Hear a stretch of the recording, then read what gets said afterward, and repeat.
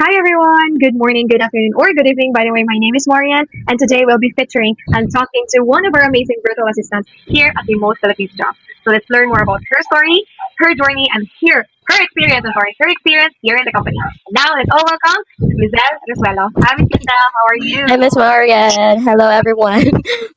Hi, I'm Glezel, and I am from Cebu, Philippines. I've been with RPJ for 6 months now, and yeah, Okay, so by the way, Miss, ikan kong Cebu. I okay. Okay, thank you so much for that one, Miss Lizelle. Okay, so now let's talk again, Miss. Welcome again. So let's proceed with our real feeling questions. This is a simple questions, okay? So my first question to you would be, what was your honest reaction when you first got accepted here 6 months ago? Was really overwhelmed and very happy at the same time because it's my first time. Like RPJ was the first company that I have met, for this VA opportunity, and I was like shifting my career from the corporate and then trying my shot in this industry. And then yeah, when I applied for RPJ and then I got accepted, I was really happy by that. Madali ma-happy, di ba, magka-work? Yes. Eventually, we are really grateful that we are, part of RPJ. Okay, so thank you so much for that one, Miss Gazelle. So next question I have here, Miss, is what was your very first impression of the company when you joined here? Everyone is friendly and very accommodating to siya, miss. Like, parang ako nga, very new sa industry and very new sa company. Everyone is just so accommodating, and when you've got questions, kaya gina-try gina answer and help you every time na mag-struggle ka. So, it was very, also, kanang kita kong part because I've been looking for something that is, the environment is just so friendly and not toxic. So, mo siya itong pakita sa company, miss. The people here are really easy to reach out. Mao na siya yung main thing to diri with RPJ. Yes. So, Yeah.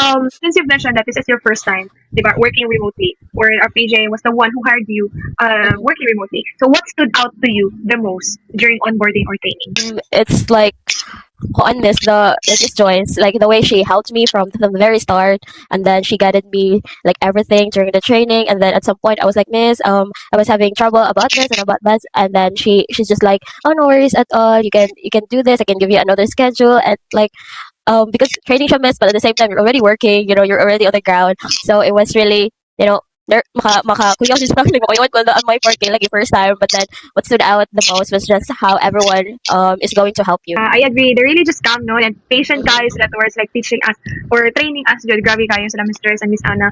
Hands down, jud guys sila. Like, if ever ako to, or gamay siguro ko na, di man siya kasabot. Uy, kagay. Nagdili dyan mo gawas ako pagka-teacher. Like, Mhm. ambot na na maestre ko. Kaya inahin man ko butas. So, I really admire jud dito sa lahang pasensya towards the new Yeah, agents and yeah, newbies. yeah. Commendable jud kayo sila sa trainers. Okay, thank you so much for that one, Miss. And shout out to Miss Joyce and Miss Anna, by the way, for helping me also for Miss Anna. Thank you so much.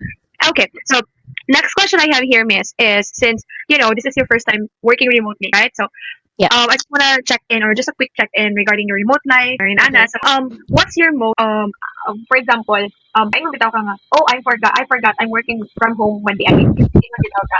Diba kay moments nga ina? Yes, miss. It's like when your friends are, trying to invite you, and then I was like, "Ay, naman ko yung duty," and they were like, "Ha, pwede na flex na ka ano lang na mo work." I'm like, "Oh yeah." And Yes. bisan ako, baka yung duty man ko nga, ingon ka na, work from home na kanya.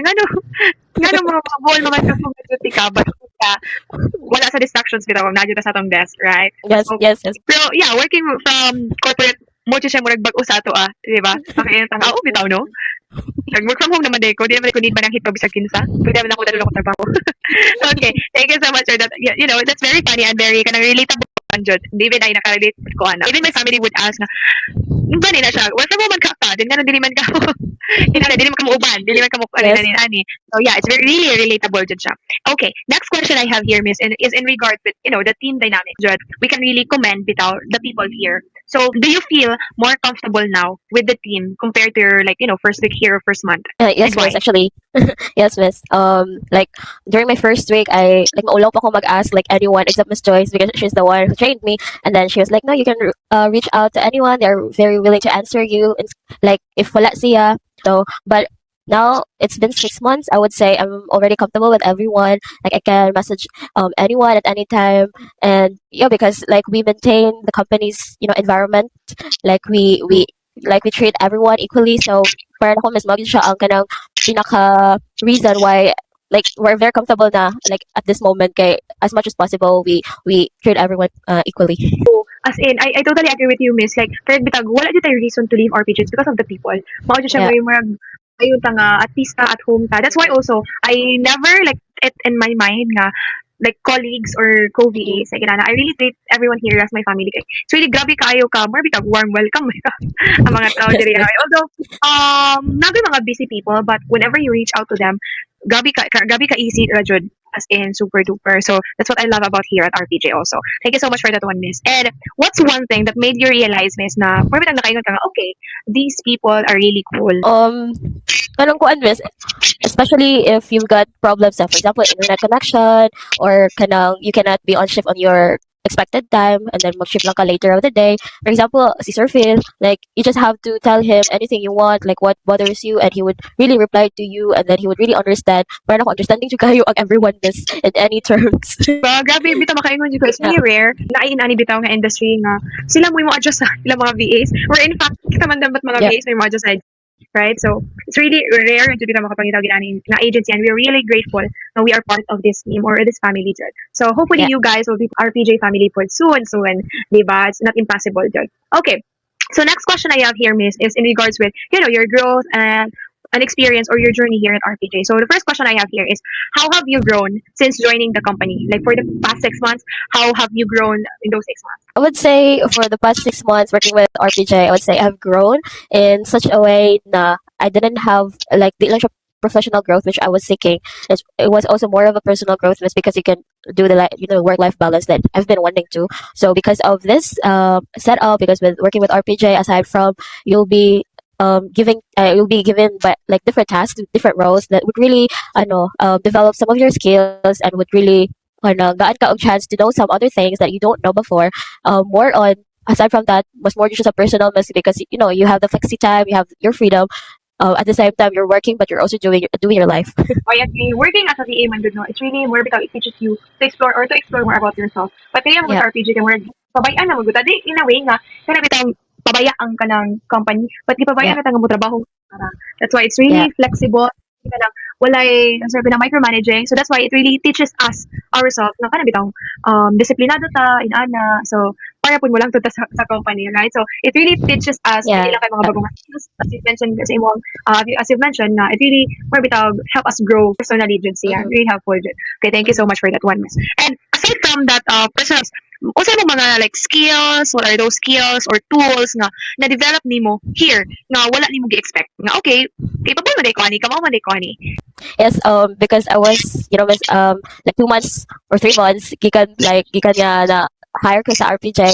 I was promoted as traffic supervisor and then promoted to a traffic scheduler and then traffic supervisor. So within those roles, started from a social media manager. I've learned a lot, especially now that I am taking this supervisory role, which means that manager siya mga tools. For example, I have to troubleshoot, which I haven't done before, but yet Sir Phil has given me this task to do it, and then I'm so happy and grateful at the same time. It's a good comments, like I'm into computer, and then sa previous work I'm into admin task, and then ma-amazed jud ko if may mga troubleshooting, and then so because of RPC I was able to do that, I was able to experience that at the same time, and then apoy mga tools na gi-introduce which I have ay sa ako for days, and knowledge yung mga basic ng mga let's say team management ng mga like the usual Google Workspace, Teams, but here we're using different platforms, but adaptable naman siya. It's very easy to naman sa navigate, but overall, miss, I have kanang doing things na I haven't done before, but then Sir Phil has given me chance and roles na kaya na judayin ako. Wow. And are there any support ba? Like any resources na gihata before you take on like the supervisory role na gihatag sa imo? Actually, kuan miss kanang like kuan siya like document na More SOP. unsa ako ang later ni Sir unsa mga yes SOP, but kanang mga troubleshooting and all stuff mag-require si Sir Phil for me to watch like the usual.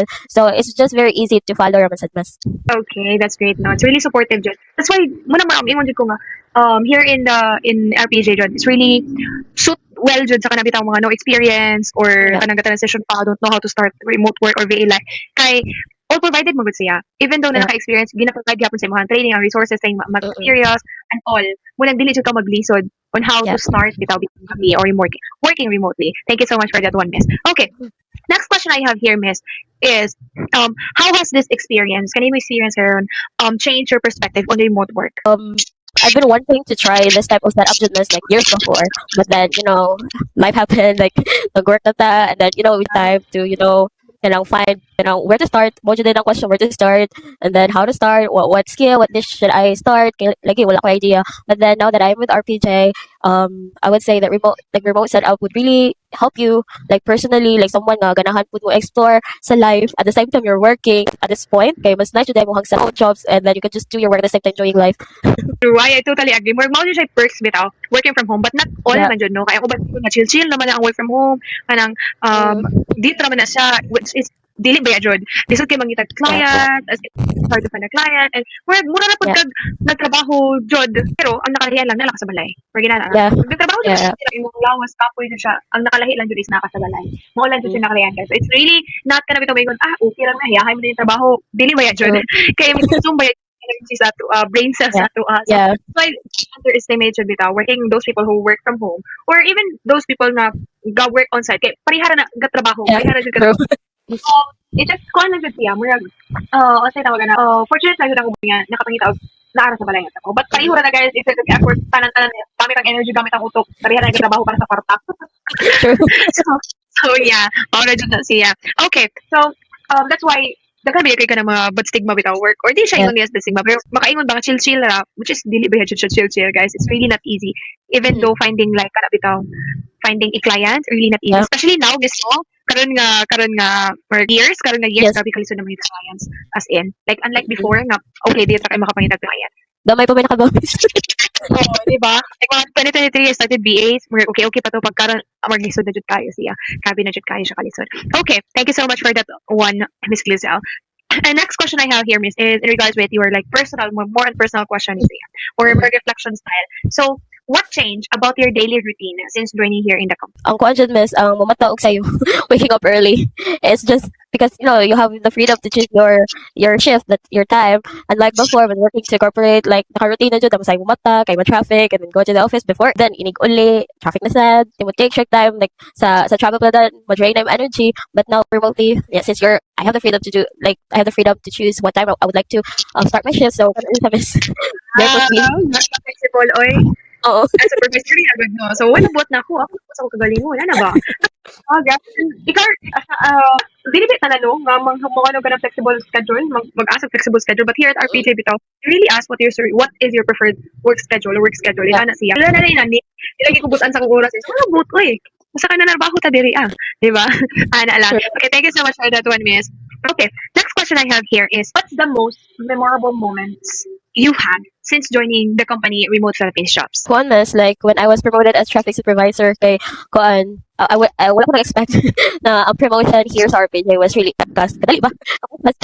Because ako rolled before this kay kato sa media managing, and then 2 months after traffic scheduler, and then another 2 months from that role kay also the traffic supervisor ko. Then like lahi siya in the corporate kay it will take you years to be promoted. In RPJ, it would just take you once if you're just doing your job really well. True. I totally agree with me. Really bitaw kay you really see your effort. If they really saw you na kanabitang galing ka mo jud, really helpful sa company, kanang nag-exert to the revenue sa company. As in, grabe ka paspas yun ang promotion. No joke. Yung effort is like what Miss Bizel, pangayo mong tips ni Miss Bizel, guys, yun sa niya, para ma-promote ko dayon. Ako pa na ngayon niya. Saan, Miss? Para ma-promote dayon. But yeah, you know what? I'm also like normal day era before. Then after 2 months, like na-close man to siya nga kuha. Like, ilan ako, I don't have any experience with, recruitment and whatnot. But they see me nga more kaya na ko. Yeah, even ako naka-question, kaya din ako? Ano nakita na nila sa ako But yeah, pwede man di ay? Pwede ba dito garbos sa kaya? Pwede ba dito So, that's why, do your job lang jud daw kapoy usahay. But, Yeah. bisa usa siguro na trabaho, kapoy man jud no. But, as long as you're happy working, murag, dili kay ka murag ma-burn out. Basta, ikaw na sa yourself na, malipayon ka sa mong trabaho, you're really grateful for this one, you're paid for this one. And Yeah. eventually, mo nang siya. Hopefully, kanto dili masira sa ako ang gingon, kanto dili masira ang RPJ na agya ko din sa Diba? So, True. yeah, thank you for that one, Miss Liz. Okay, next question I have here, Miss. Or what's one word that best describes your experience here and why? I couldn't think of any word right now, but I love miss. I would say trust, because for example, like kato ako gigon miss, I just started like 2 months, I mean 6 months ago, but then during my 2 months experience with RPJ, I was promoted to be a traffic scheduler, and then parang ako, okay, sure jud ka miss Joyce, ako dyan mo recommend. And then she was like, when I was promoted to traffic supervisor, Miss Joyce messaged me and she told me that from the very start daw, when she started training me, she already saw potential in me and now she's very happy na I'm already in this role daw, Miss. And then, parang Wow. okay, wow, thank you, Miss. Advance na ako kagamot. Like, diba, we didn't expect this. Especially, kuan, bago ka ta sa kanang remote work, then makuha ng tanga, okay, paid off na po di ako pag hinuwat ani kay there are really people nga husiman potential ina na bitaw. And with that people or with those kind of people, we're maboost po dito tong confidence, no? Mga Yes, maningkamot Miss. pa ta eventually. So, I'm really happy na nakita ni Miss Joyce imong potential. I really chill legit. I know you're really chill magtrabaho pero para bitang gagamit sa damutok where I see that in you, Jude. Yeah, Grabe ka. Okay, so thank you, Miss. okay, next question I have here, Miss, is would you recommend this experience to someone else? Why or why not? And what would you say to someone who's thinking of joining the company? Yes, I would really recommend RPJ. I'm actually introducing RPJ with my friends. Kay Karon, Miss, like at this moment, especially katong mga family mother na mga family another side hustle, and then ako did i-recommend si RPJ with them because like kuan mo gyud siya, Miss, like you can do this as a side hustle because RPJ doesn't require you to work full time, so you have the freedom to also work as a part time. So kato ako mga friends, kaya ako just refer, like introduce ani nga work, and then they were asking how's work, so far, and then just do your job, and then she legit like makaya legit you, like because no, we're friends, I know what's atong kaya and not. So yes, I would always recommend RPJ with my friends, and also they are recommending this to their friends as well. So because I'm their ano man living proof that with RPJ that I'm working really good, like the company in general is really good. Yeah, at least di na sila mabangutan na kung legit ba ni or dili kay True. ikaw naman una na kay sila magay. Okay, but do you already have friends working here? Not yet pa, Miss, but they're like I don't know, pero gihatagan na ako sa mga link anong sabay ang buhaton, but I don't know nakabot sila maka time to take lessons, but then what the like they're always free. As long as we do our best, diba, to encourage them. So it's their way na po to how they will musta ni maningkamot po para sa ilang Yeah. basta kay dito ba na nato sila inana bitaw, Miss, no? Okay, thank you so much for that one, Miss. Okay, my last question to you, Miss, would be since we're almost 30 minutes talking na. Di ba? Di ba sa my last question to you would be, would you still choose this job again if you went back in time, and why? I would say yes, Miss. If I knew about this, why not? Because I wouldn't like kind of I'll just say the word magpa-slave sa corporate when you can have this type of job. Like you're free to do whatever you want at the same time you're working, and then yeah, you're earning like doing life at the same time. Having this type of environment na okay kaayo, like I couldn't ask for more. If I knew back then, yes, I will definitely choose this. Really, same time, Miss, makaingon na rin ko nga karon pa may nako nakita ng RPJ, oy. Kasi pag dugay na ko pinangita sa OLJ, bisag asa pa na nga karon pa rin ako nakita. But I'm really grateful that I'm part of RPJ right now with this Yeah. kind of amazing people.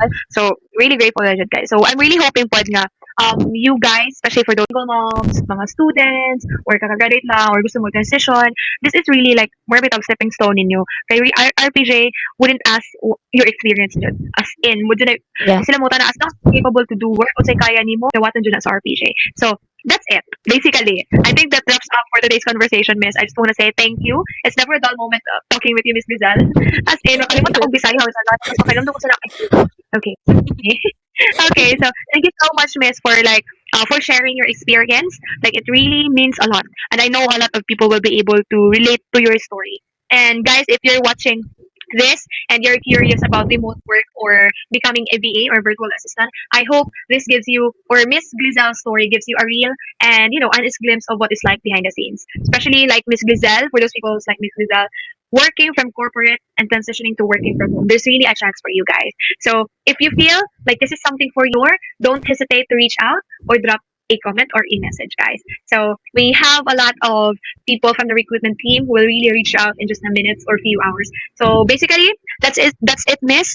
Thank you so much, everyone, for watching. And please don't forget to LSSC, like, share, subscribe, and comment to our videos. And who knows, diba? Everyone, you're just watching. Soon, I will be interviewing you guys. So again, Miss Grisel, thank you so much. I really appreciate your time. Thank you, Thank you, thank Miss. you. Yeah, honey, more promotion. That's what we're looking for, and more years to us here at RPJ. Looking Yes. forward to that. I'll see you in the Bye, next one, Miss. Miss. Bye. Bye, Bye. everyone.